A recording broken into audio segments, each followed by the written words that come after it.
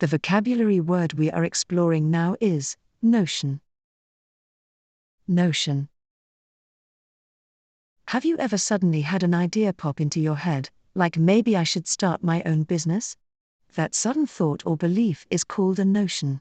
Notions are mental sparks, fleeting or strong ideas we believe or imagine, whether realistic or not. They can drive creativity or simply float around until they fade. Meaning of notion. A notion is an idea, belief, or opinion, often formed suddenly or without deep reasoning. Examples: she had a sudden notion to bake a cake. The notion that money buys happiness is debated. He rejected the notion that he was too young to lead.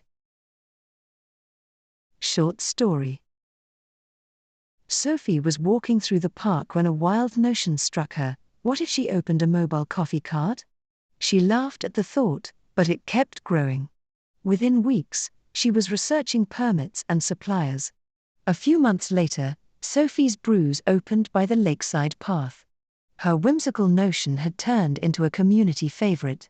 Every cup she served reminded her how a simple idea, when nurtured, could transform into something real and rewarding.